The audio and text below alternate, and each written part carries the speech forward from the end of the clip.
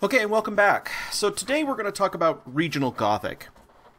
We've explained how in the French Gothic, up until about the middle of the 13th century, the goal of the French Gothic was to take this new style, this Lavori Moderni, the modern style, this Opus Franciscanum, the French style, and to push it as far as it could go. To take the engineering innovations of the flying buttress, the pointed arch, rib vaulting, and just keep building them higher and higher and taller until they really reach their limit with Beauvais Cathedral. But while this started in France and all the early activity and great energy is in France, it doesn't stay there. You have to realize France is right next door to Germany. It's right next door to Italy and Spain. And even though the English are right across the channel, this was the time of the 100 Years' War. So we're actually talking about a lot of interchange between England and France. So it doesn't take long for the ideas of the Gothic, the pointed arch, the flying buttress, etc., to move across the English Channel. And so right even in the 12th century, we start seeing things moving over, and certainly by the 13th century, 1220s, 1250s, we see a lot of activity. But the thing about the Gothic is that, again, Gothic is defined by a synthesis of all of these features, the pointed arch, etc., but it's infinitely malleable. That's one of the great things about the Gothic, is you can twist it, turn it, you can make it whatever you want it to be, and it's still recognizably Gothic. So every region takes Gothic, takes this French innovation, and makes it into something new. Let's take a look at some early English examples. We're going to take a look at some Gothic examples and what Gothic turns into in England, in Germany, and even a little bit in Italy and Spain, but not much there. And then we're going to come back to France and talk about, okay, well, what do the French do with it once they kind of exhaust this, madness for vertical height? Okay, so let's talk about England. So one of the first Gothic buildings that's built is Canterbury Cathedral. Canterbury Cathedral is a very important cathedral in England. It's the seat of the Archbishop of Canterbury, who is now the head of the Anglican Church, but once upon a time was just the Catholic, Archbishop for that region. It's also a pilgrimage church, so it was a very important church. It makes sense that it would get rebuilt first. And it's actually rebuilt in several different phases. The original church is actually a Romanesque church. Then it has a whole massive rebuilding on this end. And this is a weird characteristic of English churches. If French churches are tall, English churches are long. They're long, horizontal, kind of strange things. And so we wind up with not just one, but three different transepts here. And then this thing that we call a Mary or Ladies' Chapel that just sticks out on the end, which is kind of a funky thing. But this phase 2 that we're concentrating in here was actually built towards the end of the 12th century. So this is right at the time that Notre Dame and Leon Cathedral are being built. There's also a very significant cathedral being built at Sainte in France. And the architect, we know who the architect is in this case, was French. He was William of Sainte. So he was probably a French architect who came over to introduce this new thing. And then later they would go and rebuild this again in the 13th and 14th century, but we'll talk about that at another time. So here you have this very strange looking long church. And you'll notice that we don't have any flying buttresses here on this end. They actually added a little bit, but there's just single flyers, and frankly, they're utterly unneeded. This is such a short aisle and such a short clear story that we don't really need those. But some of the things that we recognize from the French Gothic are there. There's a western facade, there's a crossing tower, something of a Latin cross plan, but then it gets expanded and changed. When we look at this choir section here from the interior, you can see it looks a lot like those early Gothic examples at Leon and Sainte, which makes sense. William of Sainte was probably looking at Sainte. We have the sexpartite vaulting, where we have 6 ribs coming into a single umbo or boss. So we have those strange blade-like thin vaulting structures. So they hadn't yet figured out the quadripartite. We do have something of a triforium, but it's more of a real gallery. But the clerestory is very short, it's very squat, and in fact, the aspects that this gives is it's very short, very squat. These things with the flatter Tudor arches are actual later additions. Notice also that we have a different colored stone here. England has a wider variety of stones. It has some dark sandstones and quartzites and other things that France didn't have, and so they employed those to give variety and color to this building. Another early example is going to be Wells Cathedral.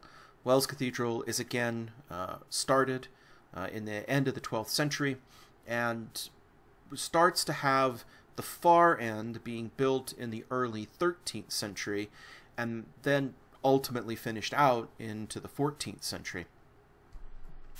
One thing that we do want to point out about English Gothic is that it is, like the English, very, very quirky. These are not going to be metropolitan churches. What do I mean by a metropolitan church? I mean a church that is the seat of the bishop in a major city. If you look at the French examples, every single one of those churches is a cathedral. A cathedral is a church that is the seat of government of the local bishop or archbishop. He sits at a throne. The throne is a cathedra, and so thence they are cathedrals. So not every big, we use cathedral very lazily in America. We just mean any big church is a cathedral. But that's not what we mean. A cathedral is specifically a seat of ecclesiastical government. What's interesting is that while the major churches in France are going to be predominantly metropolitan churches, that is, cathedrals inside cities that are the seats of ecclesiastical government, that's not necessarily the case in England. In England, they're going to be abbey churches. That is, they're monasteries. And so this being a monastery, it has a cloister and a whole attendant monastery that goes with it. On the surface, it's roughly like what we're used to seeing in the French examples, with a bunch of notable exceptions. It does tend to be shorter. Notice there's no flying buttresses here. There's some flying buttresses here, but again, I don't know that they're really needed. And Wells Cathedral is a pretty good example of all the kind of strange things that happen inside the English Gothic. Notice that we don't have a chevet. Instead, we have this strange thing called a retrochoir. The choir is where the canons, that is, the priests, would come and chant and pray. And so these are monks. And then there's actually a section beyond that, a retrochoir. And then this is all capped off not with a chevet or an ambulatory as in the French example, but with a Mary's chapel, sometimes called a Lady's Chapel, dedicated to the Virgin Mary, also known as Our Lady. There's a couple of other quirky things. You'll notice how long it is, how many of these English churches have multiple transepts. And then we have a thing called a screen facade. In a typical French example, these bell towers would be included inside the body and inside the aisles of the church. But here, they're pushed to the outside, giving you a wider facade, a screen that's actually wider than the actual church. Chapter houses. The other thing is, remember, these are churches for monks. They're major churches, but they're predominantly for monks. And if you are monks, you need buildings and special outbuildings dedicated to the purposes of monks. And one of those buildings is a chapter house. This is where monks would gather, and they would gather to read chapters out of scriptures. That's why it's called a chapter house. And they have benches around the outside. So it's another little kind of fun, remarkable place. We'll talk about it when we get there. First, let's take a look at the screen facade. Wows, what an interesting thing. Compare this to the French examples we saw in the last lecture. French examples are tall, they have these massive portals, huge amounts of portal sculpture, and instead we get these little dinky portals that are relatively small. Instead of being tall, this is wide, with the towers set even outside the width of the building. The building is only this wide right here. So you have these towers set outside of the building. Have quite a bit of decoration. You have this wide screen. You have these niches with figures. It's a completely different decoration scheme. But again, that's the nature of the Gothic. As long as it has pointed arches, as long as it has this quality, the pointed arches can be squashed and stretched in any direction. It's a completely different kind of decoration concept than what you would see. As we move to the interior, there's a couple of strange things right off the bat. Notice that here we are quatrepartite, so we have that. We have a relatively short clear story, and it's a relatively short building overall. It's less than half the height of, I think, Amiens. It's really kind of amazing. Notice the compound piers, how complicated they are. But there's also something else going on. Notice that these compound piers, the colonnettes go up into the archivolts, but nothing extends into the second story.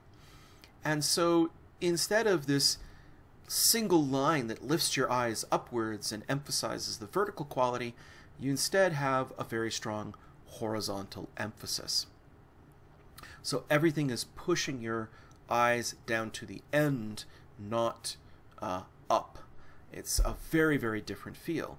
But that's the nature of the Gothic. You can take it and mess with it and slap it around and make it what you want it to be. Now the biggest thing that's different here is this strange structure in the middle. This is called a scissors or a strainer arch, and it's actually a later addition to the church. Remember, we talked about Amiens. Amiens was having huge structural problems. It had such thin, light piers that it couldn't support, and these piers were actually starting to bow inward. Well, the same thing happened to Wells Cathedral, even though it's not nearly as tall. And whereas the French decided that they would hide the structural reinforcement by placing iron bars into the walls where they couldn't be seen and just pinning those piers back to prevent the bowing, here the English have a completely novel and bizarre solution, which is they'll just add an arch right into the center of the building. And that's exactly what they did. And it creates a really bizarre structure. Now, if you were French, you were like, mon Dieu, this just completely destroys the aesthetic. It blocks off the view of the altar. It prevents you from seeing into the vaults of the choir. It casts shadows across the interior of the building. Why on earth would you do this? But these buildings are so long, and in the English practice, they had very tall, what we call choir screens, that would prevent access into the choir. The choir was pretty much reserved for the use of the monks and the priests who were attending to the church. So it didn't matter if you could see back there. In fact, you'll notice that an organ is placed right there that actually blocks the view. So you can't actually see these beautiful vaults from the nave. But that's a very quirky English solution, and the English were perfectly fine with that. You see a lot of this kind of experimental nature in English Gothic, particularly early English Gothic. This is the stairwell that goes up to the chapter house. The chapter house is up this stairs. But as these stairs intersect, rather than, you know, kind of cutting it off and make a clean, neat stair, they just flow into each other like a waterfall coming down. It's just remarkable. And through that door, you go into this building. And this is the chapter house. In the chapter house, this one's a much later building. We have a center column with colonnettes. Again, notice the darker stone. And the darker stone transitions into this beautiful fan vault. This is fundamentally a rib vault, but only a few of these ribs are actually essential to the structure. The rest are decoration. Any that join on the octagon are kind of important. And then these carry over into other colonnettes and ribs that then go down into these black columns over here. This completely opens up the wall space.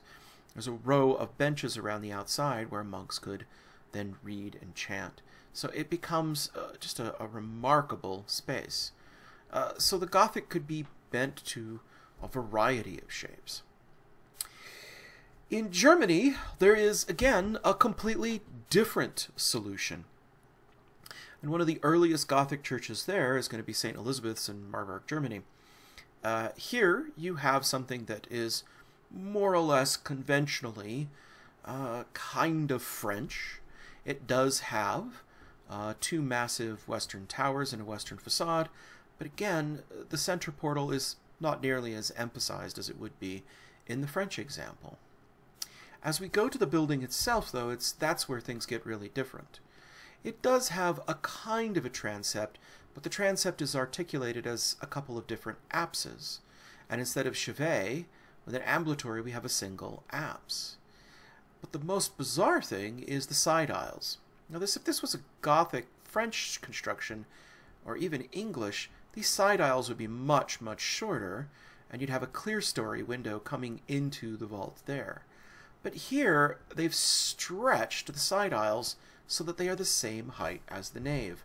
And this, again, creates a completely different aesthetic. This is what we call a hall church type. With these large exterior windows and these tall interior columns, it gives this a lot more interior volume and height and space. You can see how, even on the apses and on the transept, there's no real need for flying buttresses because A, this isn't that tall, but B, with the clerestory windows removed, there's nothing really to support. You just kind of have these exterior walls. This top begins to be a pattern for German churches, and so we have these German hall churches. Here's another one. This is Holy Cross, and this one was begun in the 14th century. But notice this one doesn't even have a western facade, and it doesn't even have a transept. Well, it does. This tiny little thing here is a transept. That's it. You don't need anything else. Everything else, and so it's one whole body with massive windows. And when you look into here, this is where we get into web vaulting, or star vaults, sometimes they're called.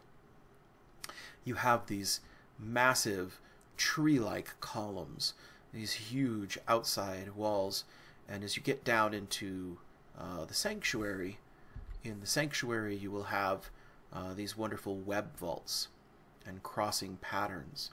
Looking into these vaults and these hall church types, the emphasis is on a kind of verticality, but it's a completely different kind of verticality than the French Gothic examples.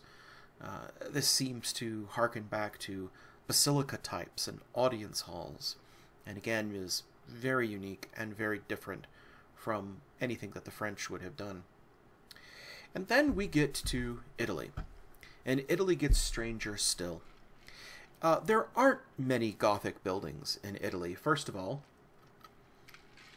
remember, Italy is the home of the Roman Empire, and they have plenty of churches that were built during the Romanesque period or the early Christian period, and those churches are still functioning, so there isn't a need to rebuild the churches. Plus, Italy, by virtue of being Italy, has a very strong traditional component.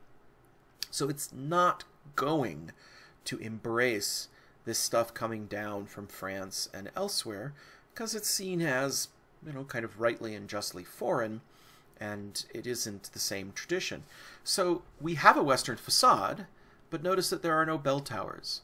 The Italians preferred to have their bell towers separate. This is the campanile, and even though this is integrated into the body of the church, it is separate from the facade. If you remember going back to Pisa Cathedral, the Leaning Tower of Pisa is, in fact, a bell tower. But it's a completely separate structure from the building. When we look at this structure, you'll notice that we still have some semicircular arches. So here we also have mosaics, which is more of a Italian technique. So this has a very Italian characteristic. We have some pointed arches, we have some crockets and decoration, and some tracery. So this takes aspects of the Gothic and applies it, but it's very pastiche. Over here we have one of the greatest follies of Siena. Siena was an independent city-state that was in desperate competition with Florence, and Florence was building a big cathedral, and so Siena decided that they were going to take their cathedral and they were going to create a new nave and turn this nave into the transept of a much, much larger church. But they ran out of money and never finished it. And so you have this kind of half-finished side aisle over here. But notice that the side aisle has semicircular arches. It's kind of interesting. So as we look to the interior of this, you'll notice the crossing is just bizarre. Instead of a traditional crossing, we have a hexagon in the center, which is quite odd, and nothing like a chevet, nothing like an ambulatory in the traditional sense. And of course, we don't need those massive foundations for west towers because we don't have them. They don't need to exist. The interior of Siena Cathedral is just dizzying to anyone who's not familiar with the Italian Gothic. First of all, yes, it really is bold stripes like this. This is just really kind of amazing. This is not what we think of as Gothic, but if I've shown you a few of these cathedrals, I hope you realize a lot of these cathedrals were in fact painted. And this may actually be a little bit more accurate in a way. Italians have marble, whereas the French only had limestone, and marble comes in lots of luscious colors. And so if you get close to this stone is actually kind of a deep serpentine green. And they alternated serpentine marble with white marble. So that's not paint, that's right into the rock. And horizontal stripes like this in the vertical building it's something that's quite jarring to the modern eye, as are the decoration of the vaults. The vaults are decorated in blue star fields, and there's lots of color. That hexagon, that crossing in the middle, is actually turned into a dome, but the dome isn't a real dome. This looks like a coffered dome, but this is actually painted to look like a dome. It's meant to trick the eye. It actually is a dome, but I mean, these coffers are all kind of fake. So it shows how much they relied on color and paint. We do have groin vaults. Notice that we have the groin vaults up there. So we have the rib vaults. But we also have a lot of semicircular arches still. Semicircular arches are very traditional in Italy. Lots of buildings from the classical period have them, and so they're not going to give them up necessarily. So Gothic in the Italian sphere is going to be a lot more pastiche. But notice, we do have compound piers. We do have piers running into rib vaults. So there's enough of the bones of Gothic here to indicate this is Gothic. One of my favorite varieties of Gothic is Spanish Gothic. So we have to have a little bit of history here and recognize that for most of the Middle Ages, for 700 years, most of the Spanish and Portuguese peninsula, the Iberian Peninsula, was in fact ruled by Muslims. It was conquered by Muslims in 711, and it became part of the Umayyad Caliphate. Then later it broke up into a series of Taifa kind of independent city-states, and then eventually had a whole series of dynasties go through, Almohads, Nasrids, etc. And so there was a long generational effort to reconquer this territory on behalf of Christianity. And we call this the Reconquista. And it was not something that happened all at once. Slowly, you have Christians moving south. They reclaim Seville and Toledo in the middle of the 13th century, and by the time they get to the 15th century, 1492, they have pushed the last holdouts at Valencia and Grenada, the last Moorish bastions, the Nasrids, out of the Iberian Peninsula. But a very remarkable thing happened when they did push out the Muslims. They saw these beautiful Muslim buildings, the most famous being the Alhambra at Grenada, and they absolutely fell in love with this incredibly dense, layered Islamic decoration. These are Nasrid period decorations from the Nasrid dynasty, and these are both from the Alhambra. We could go into detail in this. These are muqarnas, these are stalactite vaults. This is Islamic calligraphy. We have carved stucco, muqarna vaults, geometric ornament, Islamic calligraphy. These are all the basis of geometric and Islamic decoration. So when they found this, you would think that seeing these people as occupiers and usurpers that took over what was once a Christian country, and having finally expelled them, you think that they would just purge this stuff and knock it all down. But they didn't. They loved it. And this actually creates something new, something we call the Mudejar Style. And the Mudejar Style is a style made by Spaniards that mixes Christian and Muslim elements together and blends them.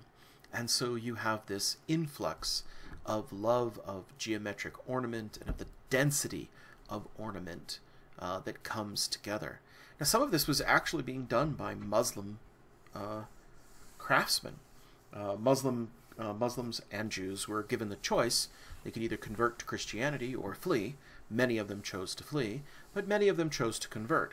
Some of them converted willingly and became Catholics. Many of them probably did it just to save their necks, and a bunch of them secretly were still practicing Muslims or Jews while they professed to be Catholics. And that sparks off the Spanish Inquisition. But so these conversos, these converted peoples, often became craftsmen and started working on Christian monuments. And you can see the impact that this has on the aesthetic.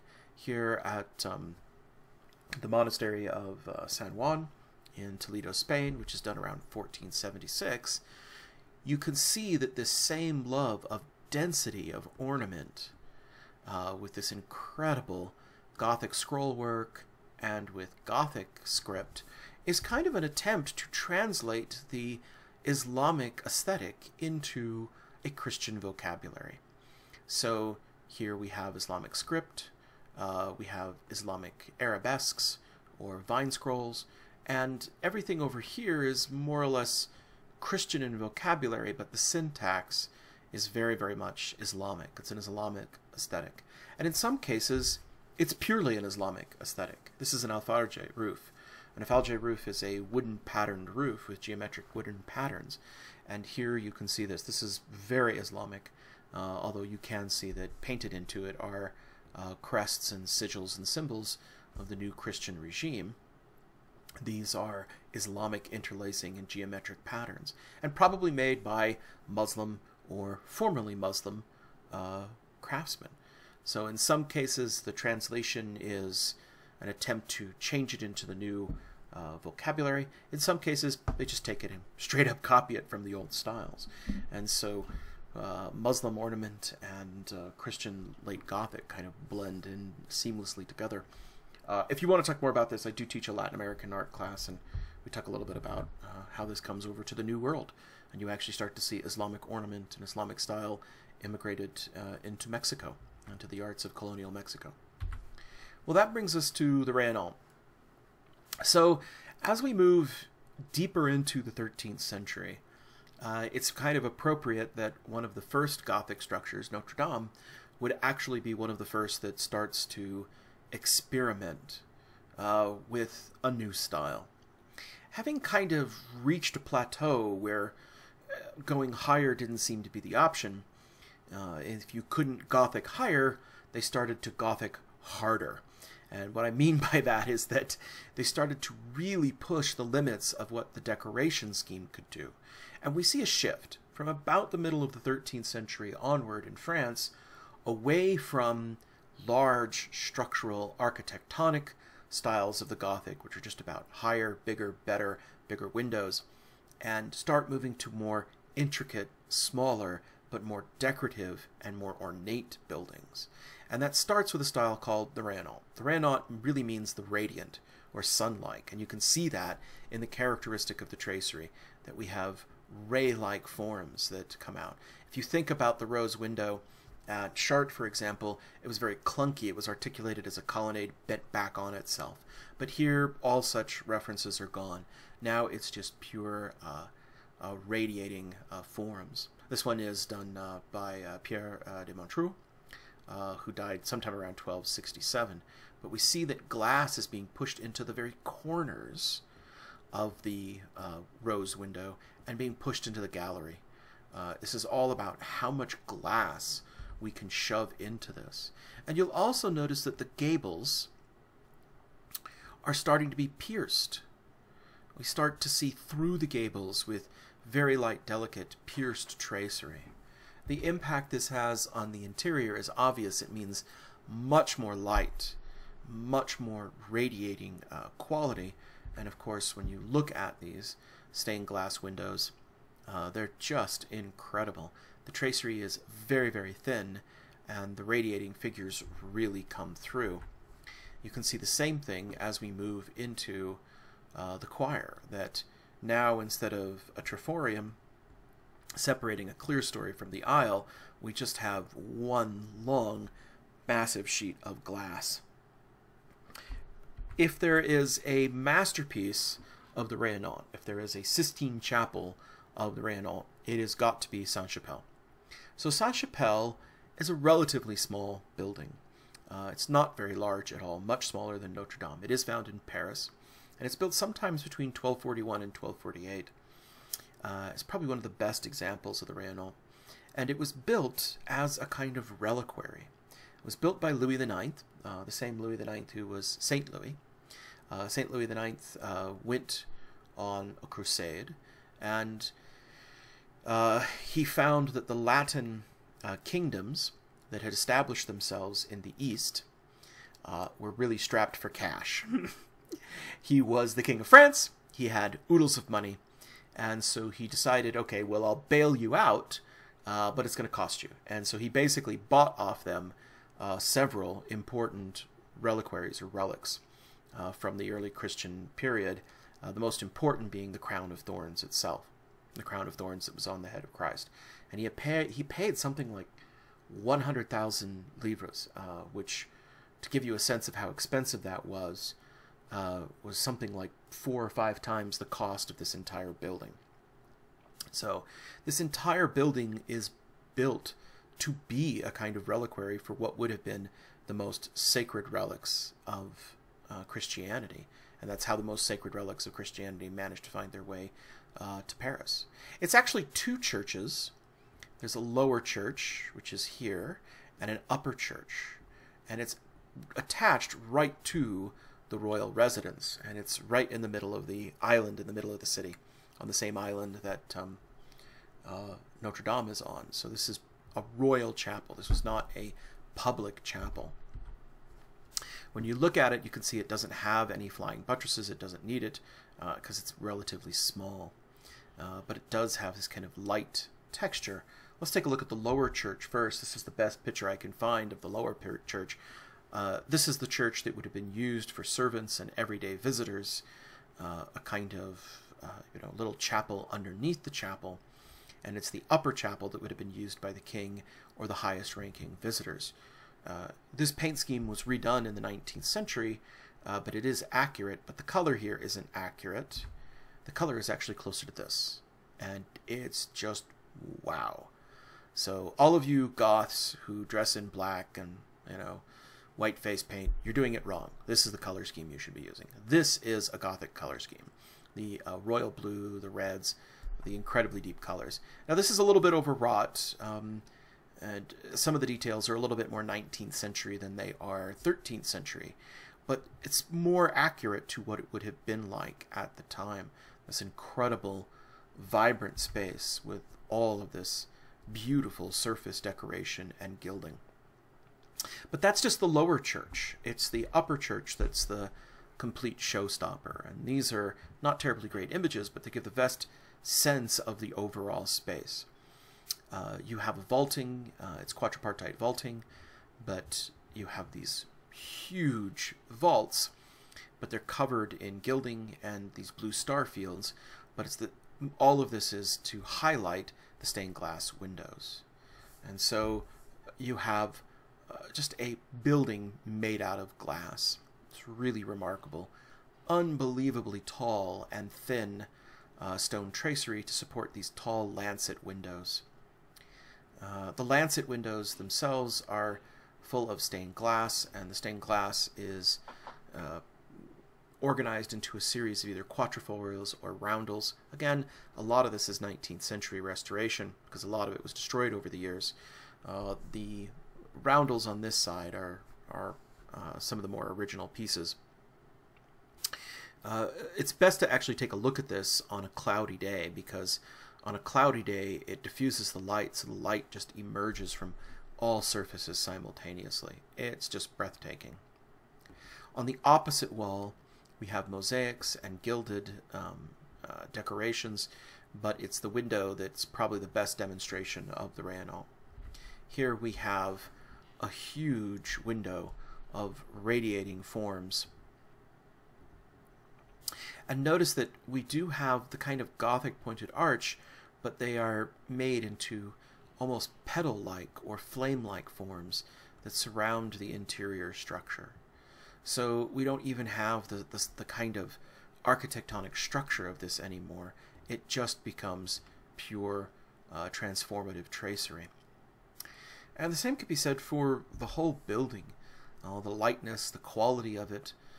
It really is. If you remember those reliquaries, those boxes that held on to the relics, they were done out of gold and the most precious materials. This whole thing is essentially one gigantic reliquary box, designed to highlight the most sacred relics within. As we get to the stained glass windows, the theme of the stained glass windows are very interesting, at least the roundels that date to the 13th century. They are Old Testament scenes that show the conquest of Canaan. So if you go to the book of Joshua or to the book of Judges, it's full of battles where Israelites are purging the land from Philistines and building fortresses and other things. And so that makes a lot of sense, because what they were trying to do was to contextualize the Crusades into the stories of the Bible. That the story of the Bible gave this justification for the conquest of Canaan to the ancient Israelites, and so the Crusaders were like the ancient Israelites coming to purge the modern Philistines, that is the Muslims, from what was the Holy Land. So it's a kind of a rationalization and a justification for it. Louis IX also is probably the person who commissioned the Morgan Crusader Bible, which again really concentrates on the battle scenes and the stories of Joshua and the conquest of Canaan, on the Judges and Samson, and also on David and his killing of the Philistines, and has these beautiful depictions of battle as a way of kind of justifying and rationalizing Christian actions during the Crusades as this kind of extension of God's promise of the Holy Land to the Israelites, and now promise to the new Israel, which of course in the Christian universe was the Christian Church. And then we have the flamboyant. So if the Rayonnant is the radiating or the radiant style, the flamboyant is literally means flaming. The flamboyant is the style is really marked by heavy, piercing, and incredible tracery. Now, this is actually a church that was begun in the Romanesque period, but we don't think of it so much as a Gothic church. But it had a new facade put on it, and I want to point out the new facade is quite late. This is, simultaneous to the creation of the Sistine Chapel. So as we think of the Gothic as something that happens, 13th, 14th century, and then the Renaissance happens and presto changeo, everybody jumps on board, that's not true. It takes a long time for the Renaissance to kind of impact styles around the world.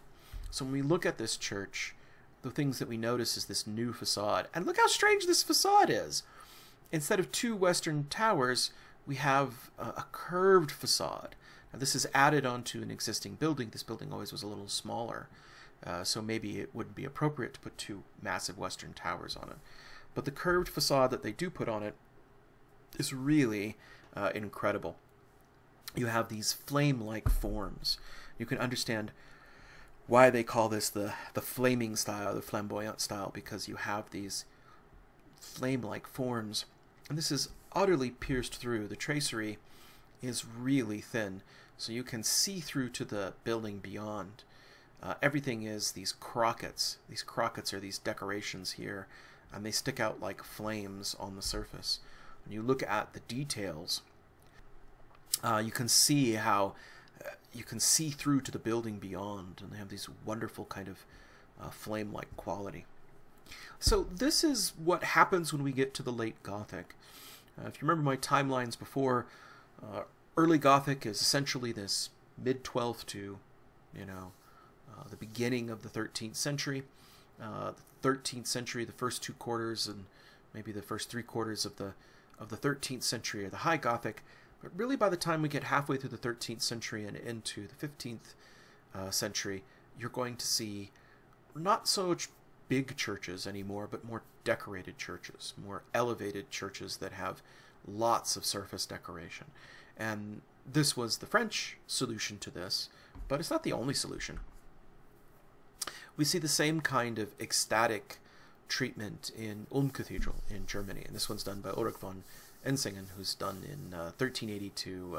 That wasn't even finished until the 19th century. Some of these Gothic cathedrals in Germany, like Cologne Cathedral, isn't finished until the early 19th century. The interior of this church is more or less a hall-type church with these tall side aisles and kind of web vaulting, but what really stands out on Ulm Cathedral is the spire. Instead of a western facade with two towers, we have a single tower, and this tower is really just incredible. It has all of this tracery. You can see through the tower from one side to the other. You can see daylight through it, and you have an incredible series of intersecting arches and forms. We also see the introduction of a whole different quality of arches. You have a kind of pointed arch, and that gives way to what we call an ogee arch that has a recurve section to it. So here you can see these ogee arches intersecting in all these details. You can find lots of photos of this online, and you can see that the interior of this is just a single spire, and that it actually has interior buttresses to hold this up, so it's mostly air. So we've created a spire now that's mostly air, that has light passing all the way through it. And so this is the direction that the Gothic is going to go. The Gothic is going to be more experimental. It's going to have more tracery, more decoration. Instead of going taller and trying to push the architectonics, we're going to push the decoration. We see the same kind of qualities in Milan Cathedral. So Milan Cathedral started 1386, and on the interior, it has a lot of these qualities of these hall churches. When we get to the interior, you have this very, very tall church, but it has an almost pyramid-like construction to the exterior. So we have side aisles that are a little shorter, but there's no tall clerestory window or central nave like in a Gothic, French Gothic style. So there's not a lot of light coming into these interior windows, and instead the emphasis is on these massive, massive columns and the hall-like quality of this. There's also this bizarre innovation where they push sculpture into the interior and put it at the top of these columns. So this feels almost like Khazad-dûm out of Lord of the Rings. It feels like Moria. It has this hall-like quality to it, and not a very light interior. It's its emphasis on breadth. But it's the exterior decoration that really shines. A couple of things about the facade of Milan Cathedral right off the bat is you'll notice some things that seem out of place to the modern eye. We have a segmented arch pediment, and we have a triangular pediment. We haven't seen these since Roman times. And this almost feels like, well, did they slap these on after the fact? In fact, no. These were actually part of the original design right from the get-go. This was what they wanted. Remember, this is Italy. Now, Milan is quite far north. If you ever go to Italy, you'll discover that people in southern Italy don't regard northern Italians as true Italians. They call them Germans. Tedeschi. It's kind of funny. And they do. They have a lot of German heritage. But this is still Italy. And so being Italy, there is this incredible respect for the classical past. So you have semicircular arches. You have triangular pediments. You have classical motifs. Again, we put down rules as art historians and modern peoples and set them down on other cultures and say, this is the way it's got to be. This is the way this has to be. Gothic is separate from Greco-Roman. And the truth is, it really isn't. That Gothic is an extension of the Greco-Roman styles. It's this really kind of on acid extension of the Greco-Roman styles, but it is fundamentally Greco-Roman in its kind of base understanding. It's just this ecstatic variation on it. And so we see things like this, and it seems very jarring. It seems like a break in style, but not to the medieval mindset. To the medieval mindset, particularly a medieval Italian mindset, this makes sense. But the other thing that really stands out is all of this tracery and all of these incredible crockets. And as crazy as it is on the facade, it's nothing compared to the roof. this is the roof. And so here we have flying buttresses. One wonders why they even bothered. They're really not all that necessary because they're not really supporting very tall structures here or side aisles. But you have just row after row of crockets, and my gosh, is this thing just an Instagrammer's wet dream. You see thousands of these things on Instagram. One of the most popular kind of tours is to go take a tour of the roof. The roof is actually more popular than the interior of the building, it seems. So it's just this forest of spires and crockets and tracery and quatrefoils in just incredible abundance. It seems really kind of strange that people would go to such extents for something that's on the roof, and that really can't be seen by the inside. It's really only something you can kind of appreciate by going on one of these tours to see it. Again, there are different ideas about what the decoration is supposed to serve. For them, this was really a wonderful kind of testament to their faith to God, and the decoration was meant in that regard. It's really kind of wonderful. So we see that by the time we hit the 14th and 15th century, Gothic has kind of lost its mind in a beautiful way. It's gone crazy, but crazy wonderful in a good way, where the Gothic is all about this experimentation of style. What can we do with it? And the same thing is true when we get to England. So this brings us to Westminster Abbey. Westminster Abbey is an interesting building because it doesn't quite look like an English Gothic building. Westminster Abbey is where all the fancy royal weddings are happened. It too is an abbey, so it has a cloister, and it's not a cathedral, but it's kind of an atypical church for an English Gothic church. It isn't this long church. It has more of a French aspect. It has a kind of Western facade, although the towers from here up are kind of done later. It has this large lancet window. But the thing I want to concentrate on here is the chapel of Henry VII, which is also an Our Lady chapel. So notice this is, in fact, a abbey church, so it has a cloister and a chapter house for the monks. But notice that it originally had a kind of traditional, more French chevet and demonstrated this French influence coming over. But it's this chapel that is built in the beginning of the 16th century that we're going to concentrate on. This chapel here is probably the best demonstration of what's known as the rectilinear or sometimes the perpendicular style. So English Gothic goes through several phases. It has the early English Gothic, which we saw at Canterbury. Then it goes to what we call the decorated style, which is more like Wells. By the time we get to the late period, we've moved into this perpendicular or rectilinear style. And the reason they call it the perpendicular or rectilinear style is that the entire surface is broken into these little kind of rectilinear or perpendicular decorations. We have lots of little kind of compartments that exist, and they cover the entire surface of the building, and you can see they're all kind of compartmentalized and individually decorated. But it's the interior, I think, that really holds the most interest. In the lower part, we have these choir stalls, and the choir stalls are made from wood. But the upper vault is what is really stellar. We have a large lance window on the side, letting the light come in. And you can see it follows the same rectilinear format. It's kind of broken into kind of rectilinear and perpendicular quadrants and sections. But look at these pendant vaults here that come down from the ceiling. If we look up into the ceiling, this is what we see. Just gobsmacking. This was built to be a mortuary chapel, a chapel to bury Henry VII and his descendants. And it really is just incredible.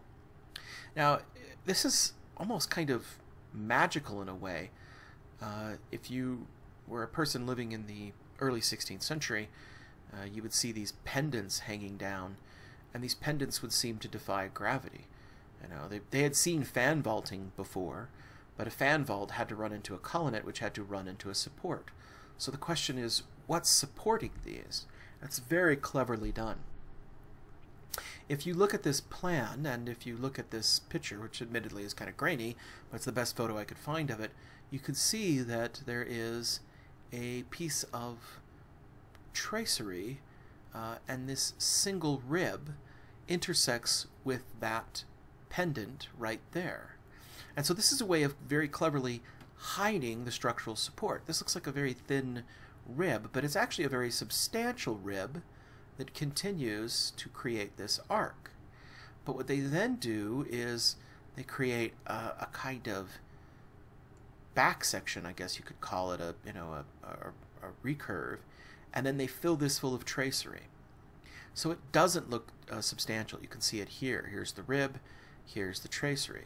So it's actually, this pendant looks like it is just a free-formed vault that just somehow is miraculously hanging, but that's not the case. It's actually very, very secretly concealed. The structure is this rib, and it goes all the way through this. And so the architect here is fooling you. The architect here is William Virtue. He's fooling you into thinking that these pendants are hanging when in fact they're actually supported by these ribs, but the ribs have all this tracery behind them, so they don't look as substantial as they really are. So this is what Vasari hated about the Gothic, that he thought Gothic was a cheat, that Gothic was all about, fooling you and hiding the structure.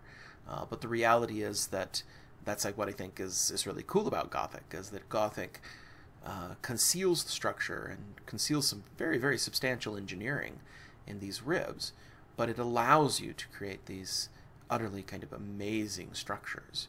These pendants here are all carved out of a single piece, so they can be dropped in and set. That's what supports them. And these lower portions of the pendants are single pieces, but these upper fan vaults, which appear to have no support at all, just become incredibly beautiful. Most of this, of course, is utterly unneeded. What's kind of funny is that this more or less follows the same structural conventions of previous fan vaults. There's actually a support that goes to the center, and they're kind of, quadripartite vaults in a way, but all of that is concealed by the surface decoration, designed to fool you into thinking that you have this incredible, encrusted, magical surface. But even these fan vaults are kind of broken into little, kind of rectilinear formats that are then just filled with denser and denser and denser decoration.